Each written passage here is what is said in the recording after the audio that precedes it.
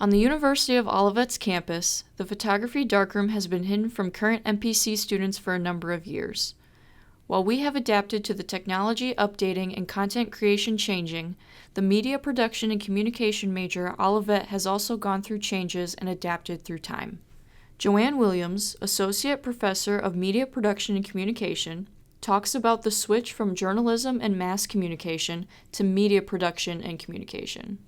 When we first started, we were journalism and communication, and the communication part was separate. It was a lot more about oral communication, small group communication, large group communication, all kinds of theoretical classes. And then the journalism was mostly there to support student media.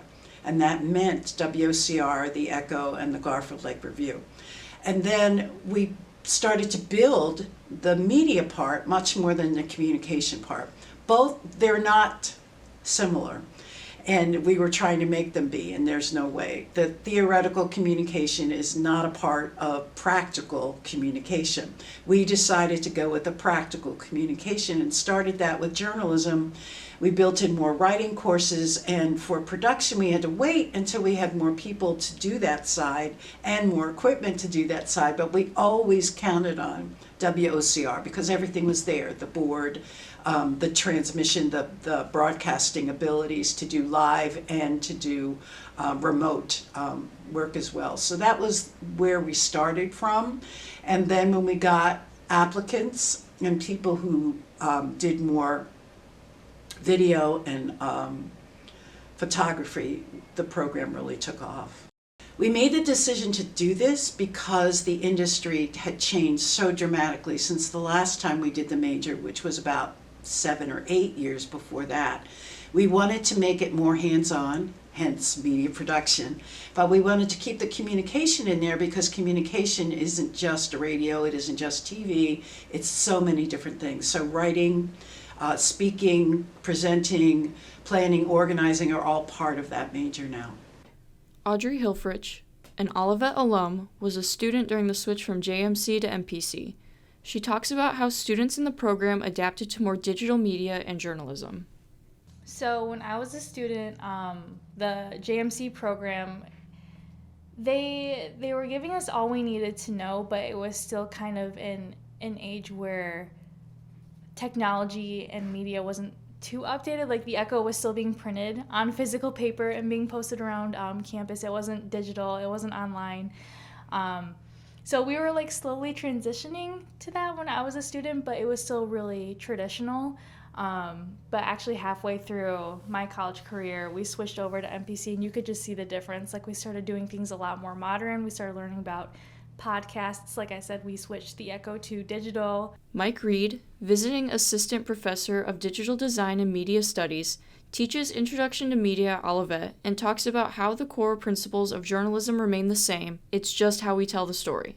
To me, the core is always like good story and the message, and so how you tell that story has changed over time. So the tools that you may use, right?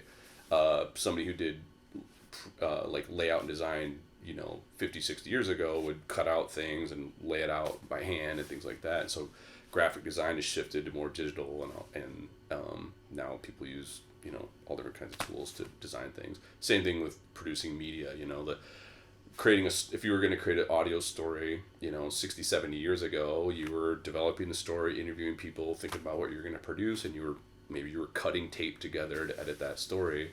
And now the story still matters. You're just editing it with different tools and all that. So the tools have changed, but I still think the core things that we try to emphasize, like storytelling and ethics and journalistic integrity and all that stuff, is still there. And that's been around for a long time and continue to kind of be a part of the program.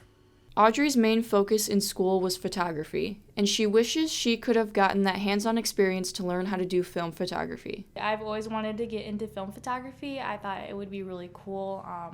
I also do wedding photography, and just to be able to offer that to my clients, had I had the resources to do so, I think that would have added something really special to my skill set.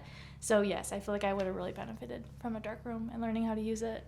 Professor Williams feels strongly about history being important and explains how she would have used this space to teach history of media to her students. So everybody has a teaching philosophy. My philosophy is history is important. It matters. And so even when I first started with WOCR, we had reel-to-reel. And students had to go in there and edit by splicing and cutting tape, which is foreign to most people now, even film. So what happened was it was gone. I couldn't use it anymore. I didn't want to use videos or anything, but I definitely would have used it for field trips. To show students how far we've come, and to also use the equipment, because once you have it, it works. You just have to do maintenance. So I miss it in that respect of history, but we're blessed to have videos and Google and everything else, the YouTube, that we can show people. They just can't touch it. With the darkroom being repurposed and used for media production once again, students will get the chance to learn the history of media and photography and see how far journalists and content creators have come when it comes to how they create content.